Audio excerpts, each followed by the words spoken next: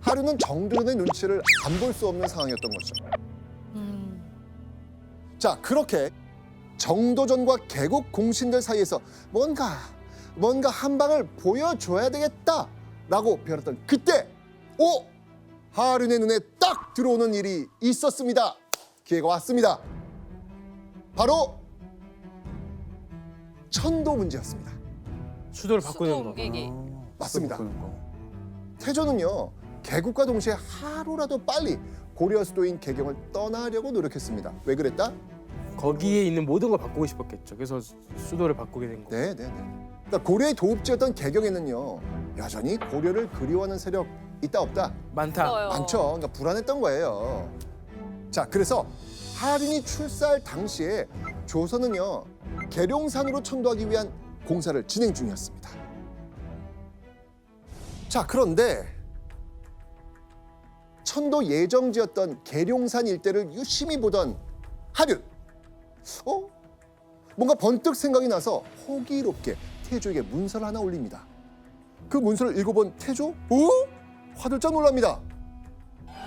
자, 도대체 어떤 내용이 적혀 있었길래 하륜이 올린 그 문서를 본 태조 이성계가 깜짝 놀랐을까요?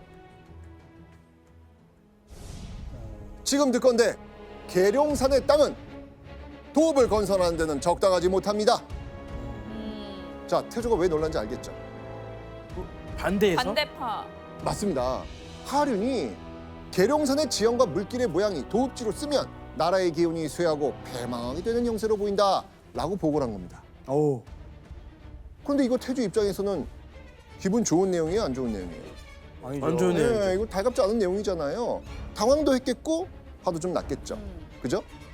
새 도읍지에서 새 나라의 이상을 펼쳐보겠다라고 이렇게 생각하고 이제 밀어붙이고 있었는데, 이때 마침 딱 하륜이라는 사람이 태조의 선택에 지금 정면으로 반박하고 나선 거예요. 자, 그러면 이거 하륜 도대체 무슨 배짱으로 이런 말을 했을까요? 그러니까요. 그냥 기운이 안 좋다 이런 말로 한다는 게. 야. 하륜은 믿을 구석이 있었어요. 믿을 거죠?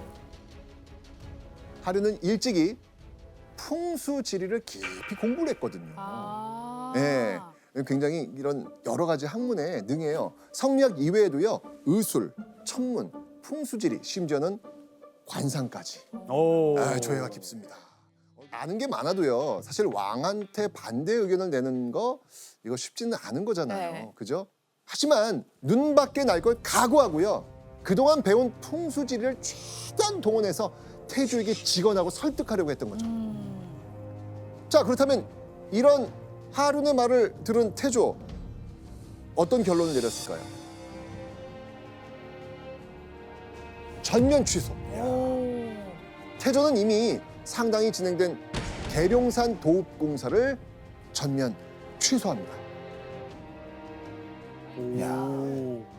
태조 입장에서도 건국한 지 불과 한 2년밖에 안 된 나라가 위태로워진다고 하는데 그것을 무시하고 공역을 그냥 강행하기는 좀 어려웠던 것이죠.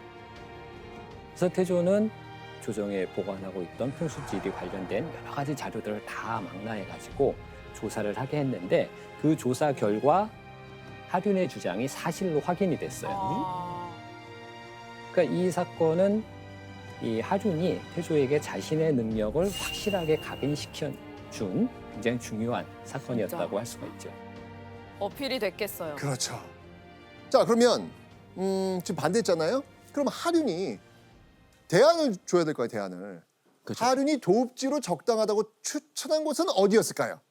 종로. 한양. 아닙니다. 어? 바로 지금의 신촌과 연희동에 있는 무악산 일대였습니다. 무악산. 연세대를 떠오르시면 될 거예요. 아. 네. 자, 그런데 다수의 신하가요, 하륜의 이 의견에 반박하고 나섭니다. 그중에 특히 눈에 띄는 한 사람이 있었습니다. 누굴까요? 정도전. 정도전. 맞습니다. 정도전. 오, 둘이 이제 드디어 붙을 매치가 이게 성사가 된 거네.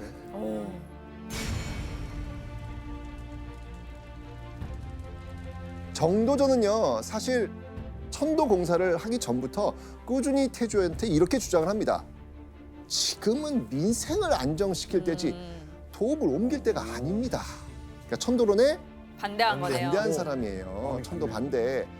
자, 그런데 천도 문제가 초미의 관심사가 되자 정도전은 작정하고 태조에게 이런 말을 올립니다. 어찌 술수한 자만 믿을 수 있고 선비의 말은 믿을 수 없겠습니까?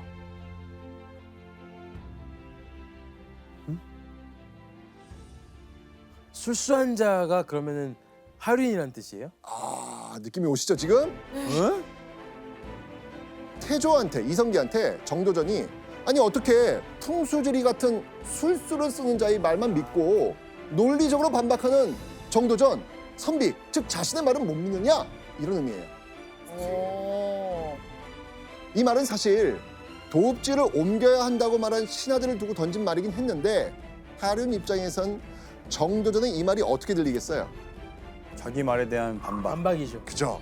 와, 그럼 난 선비 아니란 말인가? 그렇죠. 술수한 자. 저거 나 말하는 거 아니야? 이렇게 느낄 수 있잖아요. 네.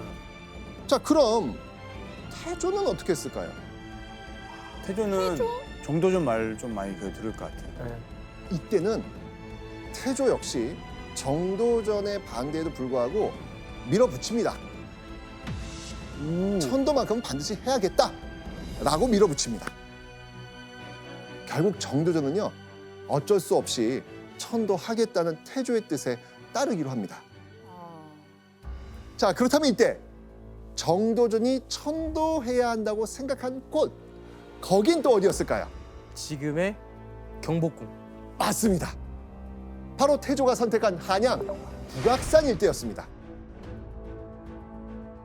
땅이 넓고 사방이 산이어서 적으로부터 방어하기 좋으면서 나라의 중앙에 있기 때문에 교통이 편리하다는 게 이유였죠. 아. 그런데 이때 다시 딱 한 사람이 북악산 일대를 반대하고 나섭니다. 그 사람도 누구였을까요? 하륜. 맞습니다. 하륜이었습니다. 자, 팽팽하네요. 지금 팽팽하죠 지금? 와. 쟤는 그냥 서로 그냥 무조건 반대하는 거 아니에요? 안 맞아요. 아, 지금 안 맞아요? 네. 무악천도의 하륜, 북악천도의 정도전, 두 사람의 입장이 또다시 부딪힌 겁니다. 진짜 안 맞다. 자, 그렇다면 과연 조선의 새 수도는 어디로 정해졌을까요? 바로 북악산으로 결정이 됩니다. 오. 하륜이 풍수지리에 더 풍부한 지식을 가지고 있는 건 확실했지만 정도전의 논리를 꺾을 그런 입지는 아직 되지 못한 거였죠. 자, 그렇게 천도 문제로 태조의 눈에 드는 데는 성공했지만 정도전의 탄탄한 영향력과 존재감 역시 또 한 번 느낀 하륜. 자, 그런데요. 1396년 이인자 정도전에게 뜻밖의 위기가 닥칩니다. 정도전의 위기. 이때 조선 조정에 명나라 황제가 극대노하면서 정도전을 당장 명나라로 보내라고 하거든요. 1년 전 1395년이었습니다. 조선에서 명나라에 신년 축하글인 표전문을 보냅니다. 자, 표전문이라고 하는 것은요. 명나라 황제가 받는 표문과 명나라 황태자가 받는 전문을 합친 말입니다. 그런데 명나라 황제가 그 표문을 보고 노발대발 화를 낸 거예요. 명나라 황제가 보기에 야 이거 봐, 여기에 경박하고 모욕감을 주는 글자 있어 라고 이야기를 한 거죠. 그래서 명나라 황제는요 그 표전문을 갖고 온 조선 사신을 억류하고 추궁합니다. 이때 사신이 표문은 정도전이 작성했습니다 라고 이야기를 한 거예요. 아. 자, 명나라 황제가 분노했다는 소식에 조선 비상 걸립니다. 태조는 일단 황제를 달래겠다는 생각으로 급히 또 다른 사신을 보냅니다. 사신은 정부가 잘못했습니다. 표문을 지은 건 정도전이 아니라 다른 사람입니다 라고 해명하죠. 명나라 반응 어땠을까요? 그래도 정도전 보내라고 합니다. 당시 이제 정도전은 군제 개편을 추진을 하고 있었고 그 군제 개편의 일환으로 강력한 진법 훈련을 실시하였습니다. 그때 명나라가 이 진법 훈련을 요동정벌, 즉 명나라를 공격하기 위한 군사훈련이 아니냐라고 이제 의심을 했던 것이죠. 그러니까 결국 명나라의 그 정도전 압승 요구는 정도전을 제거하기 위한 목적이 그 안에 담겨 있었다라고 볼 수 있겠습니다.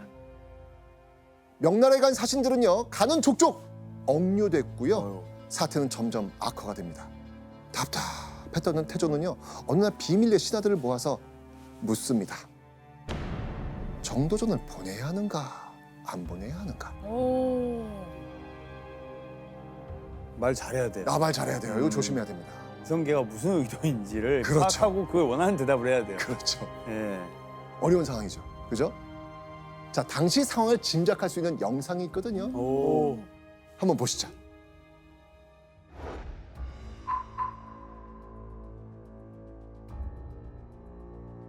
한삼사사는 우리 조정의 중추이옵니다. 저들의 협박에 굴복하여 명예 보내서는 아니되옵니다. 명나라 황제의 저 무례한 요구를 더는 받아주어서는 안 된다는 생각일 뿐입니다. 자기도 안 간다는. 강경 네, 맞습니다. 대응이네요. 네. 그런데 그것이 무례한 요구라는 것 또한 대감이 직접 가서 밝히면 되질 않습니까? 그게 제대로 된 대응이라고 생각합니다.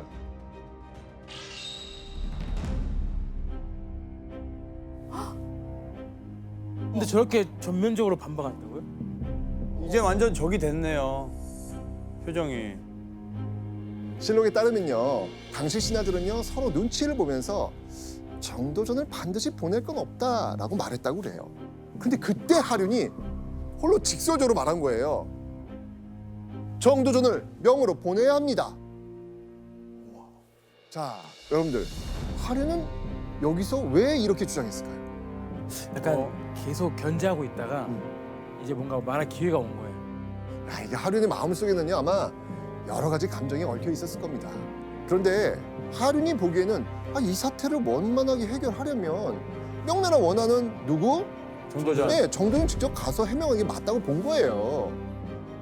자, 그렇다면 이런 상황 속에서 태조는 어떤 결론을 내놨을까요? 태조는 정도전 입장에서 좀 안 보냈을 것 같아요. 그리고 오른팔이잖아요. 태조는 이렇게 명합니다. 네. 하륜을 사신으로 파견하라. 우와. 야, 야 그럼 네가 가라 이거잖아요. 야. 표전문과 아무런 상관없는 하륜을 임시 사신단 대표로 임명한 겁니다. 와. 표전문과 관련된 신하들을 이끌고 명나라로 향하게 됩니다. 막중한 임무를 받고 명나라로 가는 길, 하륜은 어떻게 해결해야 될까 고심이 깊어졌습니다. 그런데 한편으론 이런 생각도 했을 겁니다. 이 난제를 잘 해결한다면 기회가 될 수 있는 거 아닌가? 대박이죠. 이 기회에 내 능력을 한번 보여줄까? 오 맞네. 그러니까 본인이 잘하고 오면 되는 거 아니에요? 네. 자, 그렇게 명나라에 도착한 하륜과 사신단. 하륜과 대신들은요, 명나라 황제에게 침착하게 자초지종을 상세히 고합니다. 자, 일단 조선에서 표전문의 형식을 잘 이해하지 못해 벌어진 일이기 때문에 황제에게 모멸감을 들게 할 의도 전혀 없었습니다. 라고 하면서 황제를 달래죠. 그리고 표전문은 정말 정도전과 관계가 없습니다. 정도전이 못 온 건 아파가지고 부득이하게 못 왔을 뿐입니다. 라고 이야기를 하죠. 그 결과는 어떻게 됐을까요? 가까스로 황제의 화를 푸는 데 성공합니다. 와. 한마디로 하륜은요, 사건을 매듭짓기 위해서 오히려 자신이 총대를 메고 황제의 비위를 맞추면서 설득을 한 겁니다. 그래서 하륜은 무사히 조선으로 귀국을 하죠. 오, 능력을 인정받겠는데. 맞아요. 와. 자, 그렇게 난제를 잘 해결한 하륜은 당연히 조선 조정에서 입지가 올라가죠. 올라가겠죠. 자, 그러면서 이듬해 하륜은 거취에 대한 어명을 받게 됩니다. 일단은 포상 같은 걸 받았을 것 같아요. 예, 뭔가 관직을 더 받아요. 높은 거로. 승진. 무조건 정도전보다 높은 자리로 승진한 거예요. 그럴 것 같죠. 네. 그런데요, 이 어명은요, 하륜이 정말 상상치 못한 어명이었습니다. 바로 지방으로 내려가라는 거였습니다. 오. 어? 하루를 지방으로요? 일 잘했잖아요. 그러니까요. 자, 조선에 출사한 이후에 쭉 중앙관직을 지내던 하륜이 갑자기 경상도 경주의 수령직인 계림 부윤으로 가게 된 겁니다. 지방직을 맡게 된 거 이거 일종의 좌천입니다. 예. 그럼 내가 하륜이면 저는 이거 옷 벗어요. 그리고 열심히 안 하죠. 아니 이 말 들은 순간 이거는 정도전 이 형님이 내가 잘하고 있는 샘 나가지고 한 짓이야. 아. 이 생각 100% 할 것 같아요. 그럴 수도 있겠죠. 교수님 혹시 이게 정도전이 좀 하륜을 미워해서 약간 좌천되게 만든 거 아닐까요? 이것이 단순히 정도전과 하륜의 어떤 개인적 차원의 문제에 그치는 것은 아니에요. 하륜과 같은 이런 그 온건개혁파 사람들이 이제 초전 사건과 같은 어려운 문제들 이런 것들을 해결해 나가면서 중앙정부 안에서 그들의 어떤 입지를 강화시켜 나가는 이런 모습들을 보면서 개국공신 세력들이 이거 그냥 두면 안 된다. 뭔가 견제를 해야 된다라는 생각을 했던 거죠.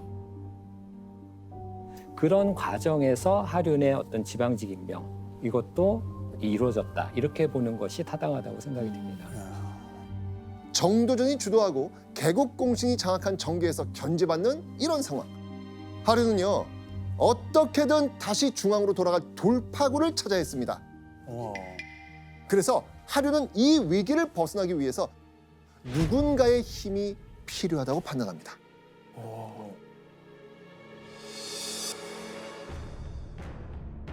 하륜은요, 고려 때부터 절친했던 민제, 이 민제라는 사람을 찾아갑니다. 민제, 누구인지 기억나세요? 그 이방원의 장인. 장인이었죠. 맞습니다. 맞습니다. 자, 민제를 만난 하륜은 이렇게 말합니다. 내가 사람을 상본 것이 많지만은 공의 둘째 상위 같은 사람은 없었소. 내가 뵙고자 하니 공은 그 뜻을 말하여 주시오. 자, 여기서 공의 둘째 사위는 누굴까요? 이방원. 이방원. 맞습니다. 바로 이방원.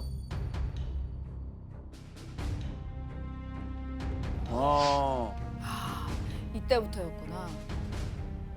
제가 아까 얘기했죠. 하륜은 풍수지리 이외에도 어디에 일가견이 있다? 관상. 관상에도 일가견이 있다. 하륜은 민제에게 이방원의 관상을 극찬하면서 좀 선을 좀 놔달라고, 만나게 해달라고 지금 부탁을 하고 있는 겁니다. 자, 그렇다면 하륜이 이방원을 픽한 이유는 무엇이었을까요? 힘을 합치려고. 네, 맞습니다. 바로 하륜은 이방원이 왕위를 노린다는 걸 간파했던 겁니다. 느낌이 온다. 당시 이방원은 왕실과 조정으로부터 배척당하고 있었죠. 네. 전하께서는 방석이를 다음 국왕으로 정하셨지요. 헌데 저는 그걸 받아들일 생각이 없습니다. 동생 이방석이 세자에 책봉된 이후 아버지 태조는 물론이고요, 정도전과도 사이가 좋지 않았습니다. 그 때문에 이방원은 아무런 실권도 갖지 못한 채로 소가리만 하고 있는 상태였죠. 자, 그래서 이방원은 분명히 자기 세력을 꾸릴 거라고 예상을 했던 것이죠.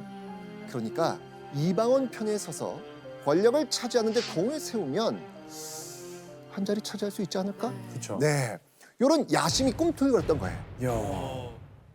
자, 왕자 이방원이야말로 자신의 야망을 이뤄줄 차기 군주라고 판단한 하륜. 이제 하륜은 이방원의 킹메이커로 나선 겁니다.